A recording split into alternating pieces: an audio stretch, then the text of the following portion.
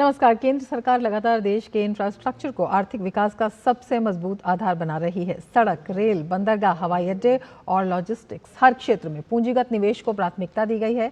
Budget 2026 में भी उम्मीद है कि सरकार का फोकस तेज कनेक्टिविटी, कम लागत और संतुलित क्षेत्रीय विकास पर रहेगा। इंफ्रास्ट्रक्चर पर बढ़ता खर्च न सिर्फ रोजगार के नए अवसर पैदा कर रहा है, बल्कि भारत को वैश्विक प्रतिस्पर्धा के लिए ज्यादा सक्षम बना रहा है। पिछले एक दशक में इंफ्रास्ट्रक्चर सरकार की प्राथमिकता नहीं बल्कि विकास की रणनीति बन चुका है। कैपेक्स में ऐतिहासिक बढ़ोतरी, मल्टी मॉडल कनेक्टिविटी और पीएम गति शक्ति जैसे प्लेटफॉर्म सबकी नजर है कि नए बजट में ये यात्रा किस रफ्तार में और किस दिशा में आगे बढ़ेगी, क्योंकि मजबूत इंफ्रास्ट्रक्चर किस तरह से देश को दे रहा है मजबूती। इसी पर हम आज करेंगे चर्चा। मैं हूं रमा त्यागी, मेरे साथ जुड़ेंगे खास मेहमान भी।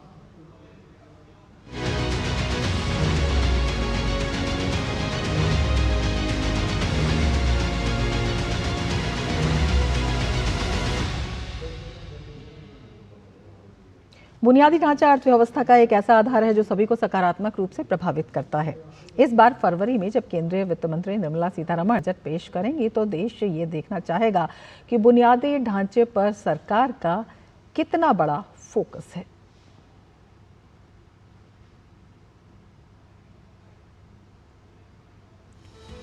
देश को उम्मीद है कि 2026 का बजट भारत के बुनियादी ढांचा क्षेत्र के लिए एक समग्र एजेंडा निर्धारित करेगा। रेलवे, सड़कें, विमानन, बंदरगाह और औद्योगिक विकास, विशेष रूप से टियर 2 और टियर 3 शहरों में बुनियादी ढांचे के विकास पर विशेष फोकस रह सकता है।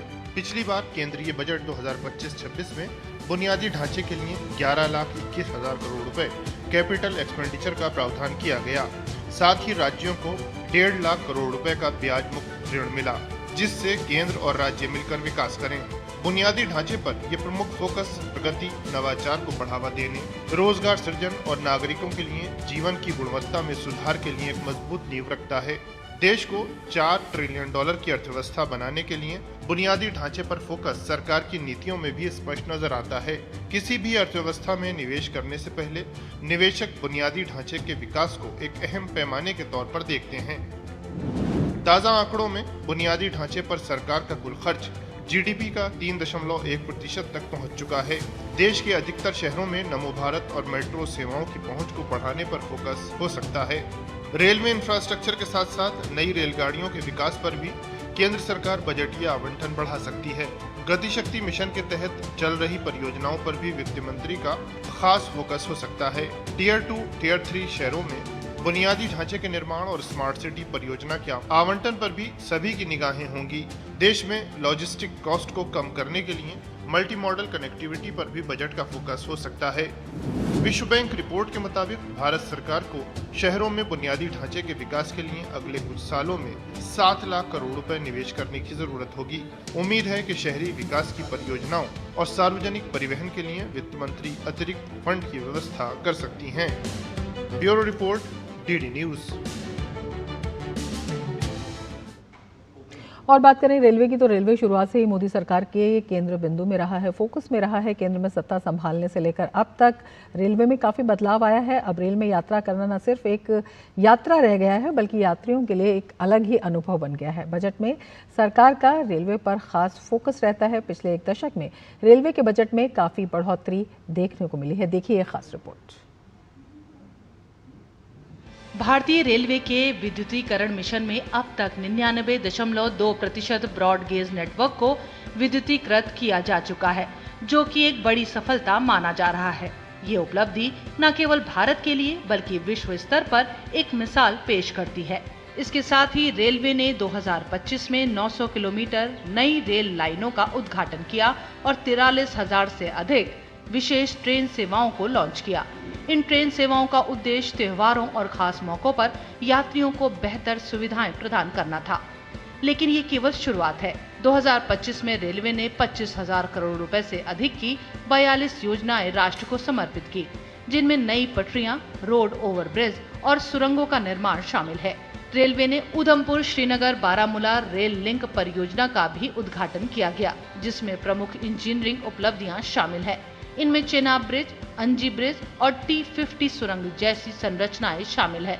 जो भारतीय रेलवे की क्षमता को नई ऊंचाइयां दे रही हैं। अगर बात वंदे भारत एक्सप्रेस की सफलता की जाए तो 2025 में इनकी संख्या बढ़कर 164 हो गई है, जो यात्रियों को तेज, सुरक्षित और आरामदायक यात्रा का अनुभव दे रही है। वित्त वर्ष 2025-26 के लिए भारतीय रेलवे को 2,52,000 करोड़ रुपए का बजट आवंटित किया गया है, जो इसके विकास और सुरक्षा के लिए है। इसके अलावा रेलवे को आधुनिक बनाने के लिए अतिरिक्त 10,000 करोड़ रुपए का प्रावधान किया गया है, जिससे कुल पूंजीगत व्यय 2,65,000 करोड़ रुपए हो गया है।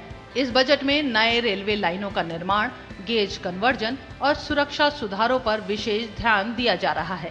भारत में रेलवे का नेटवर्क लगातार बढ़ रहा है और आने वाले समय में ये और भी तेज, सुरक्षित और आधुनिक बनेगा। Bureau report, DD news. तो तमाम तरह की संभावनाएं हैं और बहुत सी अपेक्षाएं हैं, लेकिन फाइनली क्या होता है इस पर सबकी नज़र है और इसी पर हम चर्चा करेंगे। दो खास मेहमान हमारे साथ जुड़े हुए हैं। प्रोफेसर मनोज चौधरी हमारे साथ जुड़े हुए हैं, कुलपति हैं गति शक्ति विश्वविद्यालय के। सुधेंदु ज्योति हमारे साथ जुड़े हुए हैं। सुधेंदु ज्योति सिन्हा जी पूर्व सीनियर सलाहकार हैं इंफ्रास्ट्रक्चर कनेक्टिविटी नीति आयोग से। अपने दोनों ही मेहमानों का हम स्वागत करते हैं। सुधेंदु जी, सबसे पहले आपसे समझना चाहेंगे, सरकार का जिस तरह से इंफ्रास्ट्रक्चर पर फोकस रहा है वो किस तरह से देखते हैं, उससे विकास यात्रा को जो लगातार बल मिला है वो, और उसके साथ ही जब हम बात करते हैं प्रमुख बिंदुओं की, तो कैपेक्स को जीडीपी से भी 3% ऊपर लेकर जाना, ये भारत की गति शक्ति को आधार देता हुआ कितना बड़ा फैसला साबित हुआ है? आपने बिल्कुल सही कहा कि जो प्रेजेंट डिस्पेंसेशन है इसने प्रारंभ से ही इंफ्रास्ट्रक्चर पर बहुत ही ज़्यादा फोकस रखा है और पिछले करीब 4 से 5 वर्षों में देखें तो यह फोकस और भी ज़्यादा बढ़ गया है। यदि रेलवे की बात करते हैं तो जहां 1,17,000 करोड़ रुपए का आवंटन था 2021-22 में, वह बढ़कर 2,52,000, ऑलमोस्ट डबल हो गया है। आप रोड को देखिए तो रोड में भी जहां 1,31,000 के आसपास था वो 2,87,000, दुगने से ज़्यादा हो गया है। आप उसी प्रकार से यदि आप शिपिंग एरिया में देखिएगा तो 1,585 करोड़ से लेकर के 3,471, यानी हर एक अवसंरचना के क्षेत्र में, ट्रांसपोर्ट के हर एक एरिया में ऑलमोस्ट डबल से भी ज़्यादा बढ़त हुई है। इसका कारण है कि सरकार ने इस बात को शुरू से ही माना कि जब हम फोकस करेंगे इंफ्रास्ट्रक्चर पर तो कंट्री का ग्रोथ बहुत ज़्यादा होगा। बड़ा सीधा सा एक कॉन्सेप्ट है जिसको हम कहते हैं मल्टीप्लायर इफेक्ट। जब आप 1 लाख रुपया खर्च करते हैं अवसंरचना के निर्माण में, तो आप इस प्रकार समझें कि इकोनॉमी पर उसका जो इम्पैक्ट आता है वह करीब 3 लाख करोड़ के आसपास आता है। इतना ज़्यादा इम्पैक्ट आपका आता है इकोनॉमी पर। इसीलिए अवसंरचना को प्रारंभ से ही बहुत ज़्यादा इस पर फोकस दिया गया। 2019 में 1,11,000 करोड़ रुपया विजुअलाइज किया गया कि उतने पैसे से नेशनल इंफ्रास्ट्रक्चर पाइपलाइन बनेगा। उसके आगे फिर प्राइवेट कैपिटल को एनकरेज करने के लिए जो पूंजी है, व्यक्तिगत पूंजी को उस ओर आकर्षित करने के लिए जो है वो पीपीपी मॉडल्स लाए गए, एसेट मोनेटाइजेशन पाइपलाइन बनाया गया। गति शक्ति अपने आप में एक और ही क्रांतिकारी इनिशिएटिव था और कुल मिलाकर जो एक बड़ा एम ये था कि इस अवसंरचना में जो हम बढ़त हासिल करें, जो इम्प्रूवमेंट करें, जो नई चीज़ें बनाएं, इससे हमारा जो लॉजिस्टिक कॉस्ट है वह रिड्यूस हो, हमारा जो प्रोडक्ट है, जो देश के बने हुए जो हमारी चीज़ें हैं वो ग्लोबली कॉम्पिटिटिव हो। इस प्रकार से एक तरह से कहें अवसंरचना के माध्यम से पूरे इकोनॉमी को ग्रो करने का जो है वो इनिशिएटिव लिया गया। ये बहुत बड़ा इम्पैक्ट है। बिल्कुल बड़ा इम्पैक्ट है और मल्टीप्लायर इफेक्ट्स की आप बात कर रहे हैं। प्रोफेसर मनोज चौधरी भी हमारे साथ जुड़े हुए हैं। मनोज जी, आपसे समझना चाहेंगे, जब हम सड़कों की बात करते हैं, रेलवे की बात करते हैं, बंदरगाहों की बात करते हैं, हवाई अड्डों की बात करते हैं, एक साथ निवेश और लगातार जिस तरह से जो संख्या है वो काफ़ी बड़ी है, वो अपने आप में जो साइलो अप्रोच से इंटीग्रेटेड प्लानिंग है उसका कितना बड़ा एक उदाहरण है और इस बदलाव से जो है क्या कुछ असर पूरे जिसे हम कहते हैं कि आर्थिक यात्रा पर पड़ा है, लोगों की जिंदगियों पर पड़ा है? विद पूरे गवर्नमेंट का whole of the government approach और whole of the sector approach के साथ में एक तरफ नए प्रोजेक्ट का शुरू करना और दूसरी तरफ उन प्रोजेक्ट को तयबद्ध समय और तयबद्ध कीमत में पूरा करना, तो इम्प्लीमेंटेशन और एग्जीक्यूशन का उतना ही फोकस जितना प्लानिंग पे रखा गया, वर्तमान सरकार ने इन दोनों चीजों का बहुत ही बेहतरीन ध्यान रखा है। इसका एक बहुत ही अच्छा उदाहरण है, जैसा कि हमने थोड़े दिन पहले देखा, प्रगति की 50वीं रिव्यू मीटिंग हुई तो बहुत सालों से अटके हुए projects, Jammu Kashmir rail line project 1997-95 के आसपास शुरू हुआ, पर जब कंप्लीट हुआ प्रगति वर्तमान सरकार में आने के बाद में इम्प्लीमेंटेशन पे फोकस के साथ नवी मुंबई प्रोजेक्ट उसी तरह 1997 वगैरह में शुरू हुआ, खत्म हुआ अभी दिसंबर 2025 में, क्योंकि सरकार ने एग्जीक्यूशन पे उतना ही फोकस किया जितना प्लानिंग पर किया। बजट के लिए अलोकेशन करना एक बात, और उस बजट को सही तरीके से यूटिलाइज करके आम जनता को सुविधा देना भी अपने आप में उतना ही महत्वपूर्ण है। अगर आप रेलवे के बजट को देखें कि जैसा अभी पूर्व वक्ता ने बताया कि रेलवे का बजट किस तरीके से बढ़ा, अगर आप इस साल के बजट की तुलना करें तो दिसंबर तक करीबन 80% बजट यूटिलाइज हो चुका है, जिसके थ्रू किस तरह से 99.2% इलेक्ट्रिफिकेशन हुआ, नए ट्रैक बनाए गए, सेफ्टी के ऊपर में फोकस, मेंटेनेंस के ऊपर में फोकस भी।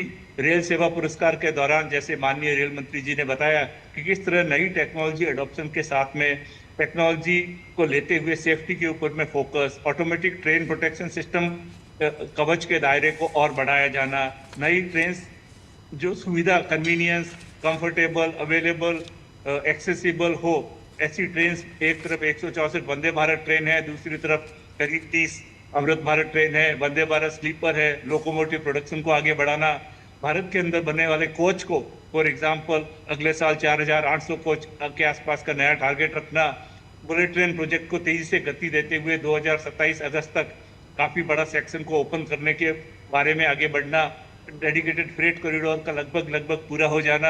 अगर हर तरीके से आप देखें तो एक तरफ बजट अलोकेशन और दूसरी तरफ प्रोजेक्ट्स को टाइम पर कंप्लीट करना, जिससे कि आम जन को सुविधा मिल सके। सेम चीज मैरीटाइम सेक्टर के अंदर भी है। इस हमारी जरूरत को जानते हुए कि हमारा एक्सपोर्ट कम्पिटिटिवनेस बढ़ाने के लिए, विकसित भारत के लिए हमको पोर्ट सेक्टर को मजबूत करना होगा। इसके लिए करीबन 70,000 करोड़ रुपए का मैरीटाइम डेवलपमेंट फंड का अनाउंसमेंट करके शिप बिल्डिंग के ऊपर में फोकस करना, हमारे हाईवे की ग्रोथ को 35 किलोमीटर प्रतिदिन के पहुंचाने के बाद में नए टारगेट सेट करना, जिसको हम 60 किलोमीटर पर डे के लेके जाएं। द्वारका एक्सप्रेस तरह के जो नए हाईवेज बनाए गए, किस तरह से हम प्लास्टिक वेस्ट को और वेस्ट को यूज करके आगे बढ़े, किस तरह से ग्रीन ट्रांसपोर्ट के ऊपर आगे बढ़ रहे हैं, मेट्रो का एक्सपांशन। अगर आप इंफ्रास्ट्रक्चर के सारे सेक्टर में देखें तो प्लानिंग तो बेहतरीन है ही है। पीएम गति शक्ति नेशनल मास्टर प्लान के थ्रू इसका इम्प्लीमेंटेशन प्रगति के रिव्यूज के थ्रू बेटर है, इसका एग्जीक्यूशन बेटर है। तो अगर आप उस हिसाब से देखें तो विकसित भारत 2047 का जो हमारा नेशनल रिजॉल्व है, जो हमारा राष्ट्रीय संकल्प है, उस संकल्प को पूरा करने के लिए प्रोजेक्ट्स बहुत तेजी से पूरे हो रहे हैं, जो आम आदमी को हेल्प कर रहे हैं। जम्मू कश्मीर को जोड़ना, पूर्वोत्तर को जोड़ना, चारों तरफ चहुमुखी विकास आप देख रहे हैं। बिल्कुल, इसी पर चर्चा जारी रखेंगे, लेकिन उससे पहले ले लेते हैं एक ब्रेक। अब बने रहिए टीजी न्यूज के साथ। गांवों के विकास की दिशा अब गांव खुद तय करेंगे। विकसित ग्राम पंचायत प्लान्स के माध्यम से योजनाओं का होगा पीएम गति शक्ति से एकीकरण। प्रधानमंत्री नरेंद्र मोदी जी के नेतृत्व में इस सहभागी विकास मॉडल की नींव रखी है विकसित भारत जी राम जी एक्ट 2025 ने, जो देता है हर ग्रामीण परिवार को 100 नहीं पूरे 125 दिनों के सुनिश्चित रोजगार की गारंटी। विकसित भारत जी राम जी।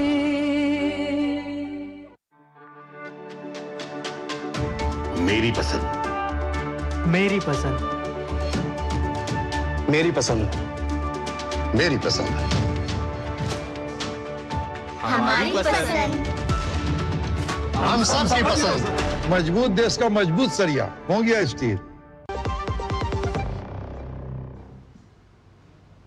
ब्रेक के बाद फिर से आपका स्वागत है। दो खास मेहमान हमारे साथ जुड़े हुए हैं। सुधेंदु ज्योति जी, आपसे समझना चाहेंगे, सरकार ने कई बड़े लक्ष्य भी रखे हैं, बजट के दौरान भी रखे थे और उसके बाद भी लगातार कई तरह के क्षेत्रों में हम देखते हैं कि जो नए लक्ष्य रखे गए हैं उन लक्ष्यों को किस तरह से देखते हैं, जिस रफ्तार से काम हो रहा है उसको देखते हुए आगामी बजट से क्या कुछ अपेक्षाएं हैं आपके मुताबिक, क्या कुछ इसमें हो सकता है, क्या होना चाहिए? अभी तक आप जैसा हमने पहले भी बताया कि पिछले जो बजट को आप देख रहे हैं, एनालाइज करें उनको, करीब 7-8 बजट को एनालाइज करें तो हर एक बजट में नई नई चीज़ें लाई गई हैं इंफ्रास्ट्रक्चर के क्षेत्र में, और वो बिल्कुल जिसको कहेंगे ग्लोबली बेस्ट जो है उसको इनकॉर्पोरेट किया गया है। जो हमेशा से एक प्रॉब्लम हुआ करता था सिस्टम में, अभी बताया गया होल ऑफ गवर्नमेंट अप्रोच। इससे पहले क्या था कि हर एक डिपार्टमेंट सरकार का वो एक साइलो सिस्टम में काम करता था। रोड ट्रांसपोर्ट को इसमें इंटरेस्ट नहीं था कि रेलवे क्या करना चाहती है, रेलवेज को इसमें इंटरेस्ट नहीं था कि सिविल एविएशन का क्या डायरेक्शन है। अभी क्या है कि यदि कोई एक प्रोजेक्ट है तो वो सरकार का प्रोजेक्ट है, किसी पर्टिकुलर डिपार्टमेंट का प्रोजेक्ट नहीं है। डिपार्टमेंट ठीक है, उसको एग्जीक्यूट करने वाला एक एजेंसी हुआ, ये अपने आप में एक नई चीज़ हुई। दूसरा देखिए, दूसरी बात यह है कि जिसको हम कहते हैं and mile connectivity, first and the last mile connectivity.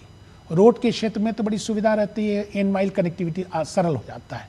Railways में ये डिफिकल्ट हो जाता है। एंड माइल कनेक्टिविटी कैसे इस्टेब्लिश किया जाए, उसके क्या क्या चैलेंजेस हैं, वहाँ पर कौन सा चीज़ है जो आपको लास्ट लेग को ब्रिज करेगा। जैसे एग्जाम्पल लिया जाए, मेट्रो से जो है आप एक मेट्रो स्टेशन पर पहुँचते हैं, अब वहाँ से आप अपने घर तक की यात्रा कैसे करेंगे। यदि एक आदमी सामान अपना जो है एक जगह से दूसरी जगह ले करके जाता है तो वहाँ से फिर कैसे वो जहाँ पर उसका कंजम्पशन होगा, जहाँ उसका इस्तेमाल होगा, वहाँ तक बाजार तक कैसे ले करके जाएगा। तो ये लास्ट माइल कनेक्टिविटी का जो चैलेंज है ये भी अपने आप में बहुत बड़ा चैलेंज है। और एक चीज़ और बताएं सस्टेनेबिलिटी का, तो आप देखेंगे कि जो नया बजट होगा इसमें उम्मीद की जाती है कि सस्टेनेबिलिटी अपने आप में एक फोकस एरिया रहेगा। क्या किया जाए जिससे हम एनर्जी के नए सोर्सेज पर ज़्यादा से ज़्यादा रिलाई कर सकें, क्या किया जाए जिससे ग्रिड के एरिया में फॉर इंस्टेंस ग्रिड का मॉडर्नाइजेशन कहें, बैटरी स्टोरेज के सिस्टम्स कहें, इन पर हम कैसे जो है नए नए काम किए जा सकते हैं। लॉजिस्टिक्स में multi modality, multi modular hubs कैसे डेवलप किए जाएं वो होगा। और ख़ासकर टीयर 2 टीयर 3 सिटीज़ में इस वर्तमान परिवेश में सबसे बढ़िया ये रहा है इन बजट में कि जो फोकस रहा है वो केवल एक्सपेंशन पर, बढ़त पर नहीं रहा है।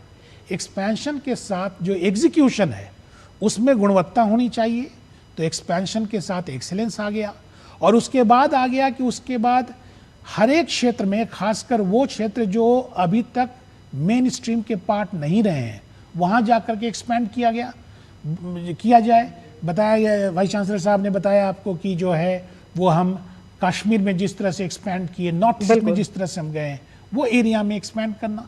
तो इस प्रकार से, और फाइनली एक एम्पावर करना, यानी डिजिटली सिस्टम इतना अलर्ट हो, इतना एक्टिव हो, इतना एक्सेसिबल हो कि एक छोटे से गांव में बैठा हुआ भी आदमी जो है वो आसानी से एक्सेस टू सर्विसेज जो है इनको पा सकता है, जो इन अवसंरचना के माध्यम से होता है। तो उम्मीद की जाती है, जैसे आपने पूछा क्या उम्मीद की जाती है, उम्मीद ये की जाती है कि इस बजट में जो एग्जीक्यूशन का जो क्वालिटी है उसको इम्प्रूव करने के लिए, फर्दर इम्प्रूव करने के लिए जो एलोकेशन होगा वो पार्ट, क्योंकि अभी तक आप देखें जो बजट जितने भी रहे हैं वो प्राइमरीली कैपेक्स लेड बजट रहे हैं, कैपेक्स ओरिएंटेड बजट रहे हैं। तो एक वो चीज़, और दूसरा सस्टेनेबिलिटी को कैसे फोकस किया जाए। सिविल एविएशन की बात मैं फिर कहूँगा, जो उड़ान स्कीम है अपने आप में कितना बड़ा एस्पिरेशनल स्कीम है, आप इसको समझ सकते हैं कि जब 4 वर्ष पहले 2014 में अराउंड 70 के आसपास करीब 67 से 70 जो है एयरपोर्ट्स हुआ करते थे, इस वक्त उनकी संख्या ऑलमोस्ट जो है वो डबल से भी ज़्यादा है। और हमारा एस्पिरेशन है कि बाई 2047 तक जो है वो 350 एयरपोर्ट होने चाहिए। टीयर 2 टीयर 3 सिटीज़ को फोकस में लाना बड़ा ज़रूरी हो गया है, क्योंकि उनकी समस्याएं और भी गंभीर होंगी। ऐसा नहीं है कि अर्बन एरिया की समस्या केवल दिल्ली मुंबई की समस्या है।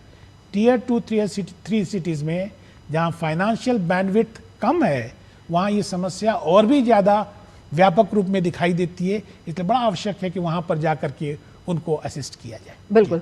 मनोज जी, आपसे समझना चाहेंगे कि जिस तरह से जो योजनाएं हैं उनके इम्प्लीमेंटेशन की बात हो रही है, बेहतर इम्प्लीमेंटेशन बताया सुधेंदु ज्योति जी ने, आपसे समझना चाहेंगे पीएम गति शक्ति के जरिए इन्हें किस तरह से रफ्तार दी गई है। जब समय और लागत पर हम नियंत्रण की बात करते हैं, ये अपने आप में काफ़ी महत्वपूर्ण हो जाता है, तो इसमें किस तरह से तेज़ी लाई गई? 13 अक्टूबर 2021 को जब पीएम गति शक्ति नेशनल मास्टर प्लान लॉन्च हुआ, तब से लेकर पिछले 4 सालों में रफली 15 लाख करोड़ के आसपास के प्रोजेक्ट्स पीएम गति शक्ति के थ्रू करीबन 240 प्रोजेक्ट को रिव्यू करके इनको एक्सीलरेट किया गया। तो ये अगर हम प्रोजेक्ट प्लानिंग को बेहतर बना रहे हैं, उससे अब हम देख रहे हैं कि जैसे पिछले बजट में भी हमने देखा कि प्रोजेक्ट डिजिटलाइजेशन के ऊपर में फोकस, नई टेक्नोलॉजी एडॉप्शन के ऊपर में फोकस, भारत का डिजिटलाइजेशन, भारत का डिजिटल पब्लिक इंफ्रास्ट्रक्चर, भारत का खुद की करी हुई न्यू टेक्नोलॉजीज, तो ये जो फोकस है ये हमारे, और जब ऐसे इंफ्रास्ट्रक्चर प्रोजेक्ट्स को पीएम गति शक्ति नेशनल मास्टर प्लान के थ्रू, प्रगति के थ्रू जब हम टाइम पर पूरा करते हैं, जो आज तक हम कह रहे हैं कि इंफ्रास्ट्रक्चर डेवलपमेंट में प्राइवेट पार्टनरशिप उतना नहीं हुआ जितना अपेक्षित था, पीपीपी मॉडल्स उतना नहीं हुआ जितना अपेक्षित था, तो इन्वेस्टर के अंदर में कॉन्फिडेंस बिल्डअप तब होता है जब हमारे इंफ्रास्ट्रक्चर प्रोजेक्ट टाइम पर शुरू किए हुए टाइम पे खत्म हो, क्योंकि वो टाइमली रिटर्न इन्वेस्टर को देना शुरू करे। तो पिछले कुछ सालों में जो एग्जीक्यूशन के ऊपर पीएम गति शक्ति के थ्रू फोकस हुआ, प्रगति रिव्यूज के थ्रू फोकस हुआ, तो आगे आने वाले सालों में इंफ्रास्ट्रक्चर डेवलपमेंट के सेक्टर में अगर हम देखें तो पीपीपी मॉडल्स और उस तरह के प्रोजेक्ट्स और आगे बढ़ेंगे। अगर हम और देखें रिन्यूएबल एनर्जी के सेक्टर में, अभी भी भारत के अंदर में करीबन 500 गीगावाट की जो एनर्जी प्रोडक्शन है, उसमें 258 के आसपास रिन्यूएबल एनर्जी सेक्टर है, जिसके अंदर में सोलर बहुत बड़ा सेक्टर है, विंड एनर्जी करीबन 58 गीगावाट है। इन दोनों के पुश के लिए भी चीजें बहुत आगे बढ़ेगी। जब अभी पिछले ही कुछ महीने पहले ही प्रधानमंत्री जी ने यहाँ गुजरात में इनॉग्रेशन किया था ईवी बैटरी के प्लांट का और ई विटारा नए प्रोजेक्ट का, उसके दौरान भी कहा गया कि ईवी व्हीकल्स के प्रमोशन के लिए, ग्रीन एनर्जी के लिए, हाइड्रोजन पावर ट्रेन के लिए, तो ये अपने आप में एक नया शिफ्ट आगे वाले टाइम के लिए होगा।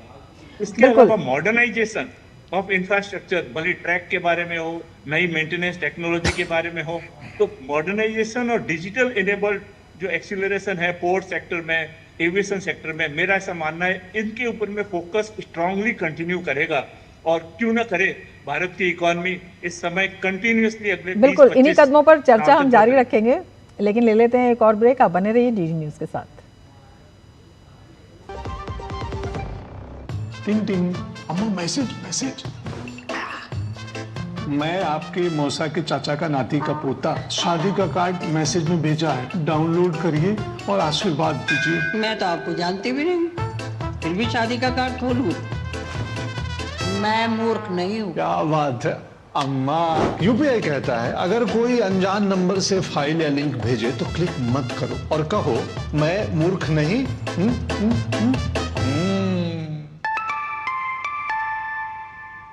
जाइए आप भी किसी का टेस्ट लीजिए। जब धरती चीर कर निकलता है लोहे का पत्थर और मिलता है मोंगिया के जोश से, फिर तपता है, पिघलता है और बनता है फौलाद। अब होता है सरिया सारी खूबियों के साथ। मोंगिया स्टील, मजबूत देश का मजबूत सरिया। ब्रेक के बाद फिर से आपका स्वागत है। दो खास मेहमान हमारे साथ जुड़े हुए हैं। सुधेंदु ज्योति जी, आपसे समझना चाहेंगे इंफ्रास्ट्रक्चर में निजी निवेश की और पीपीपी मॉडल की बात प्रोफेसर मनोज चौधरी ने की है, तो नए फाइनेंसिंग मॉडल और एसेट मोनेटाइजेशन को बल मिलेगा, ये अपने आप में काफ़ी महत्वपूर्ण होगा। इसके साथ ही एक सवाल और भी आता है कि राज्यों और शहरों को साथ लेकर चलने के लिए बजट में कोऑपरेटिव फेडरलिज्म की भी एक झलक देखने को मिल सकती है और तेज़ गति के साथ। जी हाँ, कोऑपरेटिव फेडरलिज्म तो एक बहुत ही बड़ा फोकस एरिया रहा है इस गवर्नमेंट का शुरू से ही। बल्कि कहा जाए कि नीति आयोग जिस संस्था में हमने लंबे समय तक काम किया, वहाँ नीति आयोग का ये एक फोकस एरिया है, एक जिसको कहें वैल्यू प्रोपोजिशन है, एक मेन थीम है कि कोऑपरेटिव फेडरलिज्म को कैसे आगे बढ़ाएं, राज्यों के साथ काम करें, राज्यों को इम्प्लीमेंटेशन को इम्प्रूव करने का तरीका और साथ साथ उनके प्रॉब्लम को समझकर सेंटर के सामने बताने का तरीका ये बहुत ही आवश्यक होगा। और जैसा कि बताया गया कि और माननीय प्रधानमंत्री जी का भी हर बार कहना रहता है कि राज्य जो हैं वो एक टीम के डिफरेंट प्लेयर्स की तरह हैं। तो यदि सारे टीम के प्लेयर्स दुरुस्त तरीके से खेलेंगे तभी जो है ये मैच जीता जा सकता है। इसलिए राज्यों का अहम रोल हमेशा की तरह जो है ये माना गया है और पूरी उम्मीद की जाती है कि इस बजट में भी जो है वो देखने को मिलेगा। छोटा सा सवाल प्रोफेसर मनोज चौधरी आपसे समझना चाहेंगे, लॉजिस्टिक लागत की हम बात कर रहे हैं, वो जीडीपी के 8% से भी नीचे आई है। मेक इन इंडिया के लिए कितना बड़ा ये टर्निंग पॉइंट है और make in India make for the world की जब हम बात करते हैं और वर्ल्ड प्लेटफॉर्म पर एक जिसे कहते हैं कि बड़े विश्वास की बात कर रहे हैं इंफ्रास्ट्रक्चर के क्षेत्र में, तो इसे कैसे आगे बढ़ाया जा सकता है? लॉजिस्टिक्स एफिशिएंसी जो आपने बताया जो तेजी से भारत के अंदर में इम्प्रूव हो रही है, उसके कारण हमारी मैन्युफैक्चरिंग सेक्टर बहुत ही कम्पिटिटिव होने वाली है। इस समय पिछले कुछ सालों में electronic manufacturing, automotive manufacturing, defence manufacturing, semiconductor manufacturing पे जो फोकस है उसमें लॉजिस्टिक्स एफिशिएंसी का एक बहुत ही बड़ा इंपॉर्टेंट योगदान है ताकि हमारे बनाए हुए make in India product world wide competitive हो सके। इसके अलावा मेरा ये मानना है एक और इंफ्रास्ट्रक्चर भारत में बहुत इंपॉर्टेंट है फिजिकल इंफ्रास्ट्रक्चर के अलावा, वो है सोशल इंफ्रास्ट्रक्चर। और भारत की जो ताकत है युवा शक्ति, जिसके लिए स्किल इंडिया प्रोग्राम पूरे भारत के अंदर में स्किलिंग के ऊपर में जो फोकस है, जो एक तरह का विकसित भारत के लिए आधारभूत ढांचा है, उसके ऊपर भी बहुत ही बड़ा फोकस कंटिन्यू रहने वाला है। बिल्कुल बड़े क्षेत्र हैं जिनके ऊपर फोकस रहेगा, बड़ा प्रोग्राम। बिल्कुल, बहुत शुक्रिया मनोज जी आपका और सुधेंदु ज्योति जी आपका हमारे साथ जुड़ने के लिए और इतने महत्वपूर्ण विचार हमारे साथ साझा करने के लिए। तो इंफ्रास्ट्रक्चर जो है वो अब भारत की नीति नहीं है बल्कि एक मजबूत पहचान बन चुका है। सरकार इस पहचान को और मजबूत बना रही है। निगाह है नए बजट पर कि किस तरह से आगे निर्णय लिए जाएंगे और देश की विकास यात्रा, विकसित भारत की यात्रा में लास्ट माइल कनेक्टिविटी और हर व्यक्ति को जोड़ने का जो संकल्प है वो पूरा किया जाएगा। चर्चा में फिलहाल इतना ही, दीजिए इजाजत, नमस्कार।